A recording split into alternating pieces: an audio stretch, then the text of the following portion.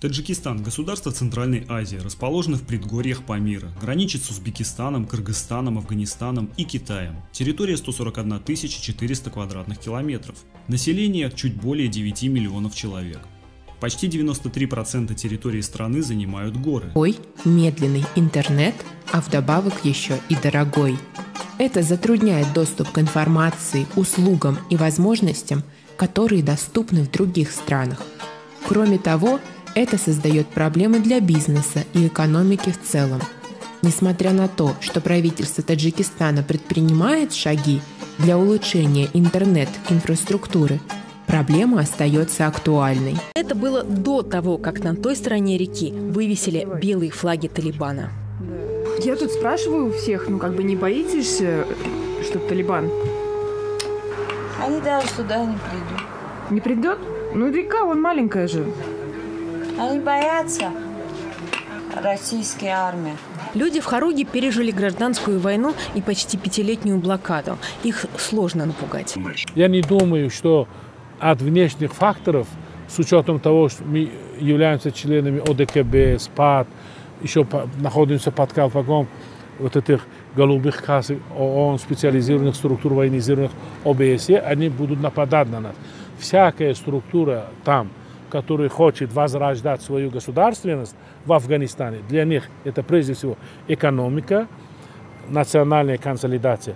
Эти вещи они оставляют, никогда к нам не придут, не попытаются наступать соседним странам и навязывать свою идеологию. Это просто уже политтехнология и очередная утка для того, чтобы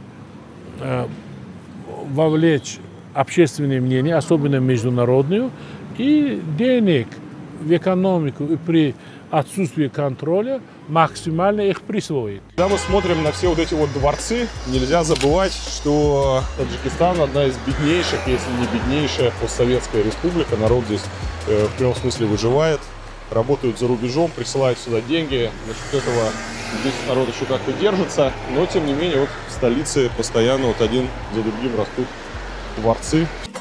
Молодежь в Таджикистане сталкивается с множеством проблем, которые могут стать причиной их эмиграции в другие страны. Одной из главных причин является отсутствие возможностей для профессионального и личностного развития, а также служба в армии, которая занимает 2 года. Многие молодые люди вынуждены работать на низкооплачиваемых работах или заниматься не своей профессией из-за отсутствия работы в своей области. Эта проблема особенно актуальна для небольших и маленьких городов и поселений. Все знают, что условия сохранения у власти и отсутствия ротации политической власти в Таджикистане как гарантия – это Россия. Объясните. Я имею в виду, в российской политической элите внедрено понятие, якобы любой смена власти, используя конституционно-правовые механизмы, может привести к активизации либо политического ислама, либо терроризма во всех его проявлениях и экстремизма с элементами преимущественно религиозного. Таджикистан состоит во всех организациях, которые создает Россия – СНГ, Евразес, ОДКБ, ШОС. И голосует как надо. В общем, друг России. Средняя зарплата в Таджикистане составляет 1500 сомани по версии сайта Азия+. Согласно анализу, по статистике в Таджикистане этих денег хватит только на одного человека при адекватных тратах на месяц.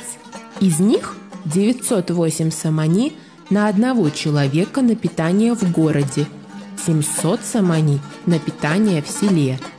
В стране очень много центров микрозайма, которые выдают деньги под большие проценты. Некоторые слои общества вынуждены из-за своего финансового положения все же пользоваться услугами этих центров. В военно-политическом составляющем Россия до сих пор сохраняет свое влияние.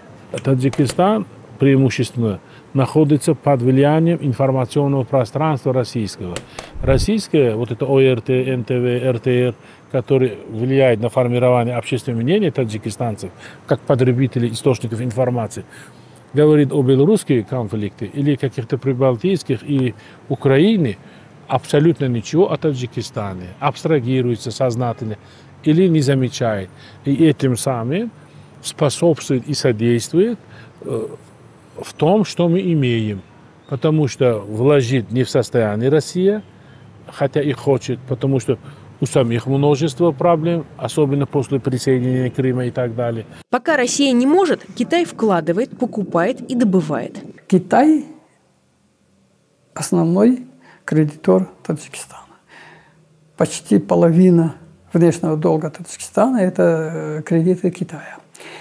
И Китай в силу продвижения идеи проекта «Один пояс, один путь» очень сильно заинтересован в развитии, в стабильности в Таджикистане и в Афганистане. Ну, это было по всему Союзу уже общая тенденция, там, контроль над информационным потоком. Правильно? Он везде происходит, в Таджикистане тоже. Общая тенденция в том, что гражданское общество – это прозападный агент. Во многом эта идеология пришла из Москвы. То есть вот эта идеология, которая потом воспринята была элитами на постсоветском пространстве, она же разрабатывалась у Путина. Вы все эти концепции увидите сейчас вот в госпропаганде по всему СНГ. И отношение к гражданскому обществу, отношение к МПО, отношение к медиа, отношение там, к любым другим там, оппозиционным проявлениям, там, независимым информационным потокам, о том, что надо все время контролировать сверху, рост влияния силовиков, это все же общесоветские, общесНГовские тенденции. Но здесь ничего такого особого в Таджикистане не происходит.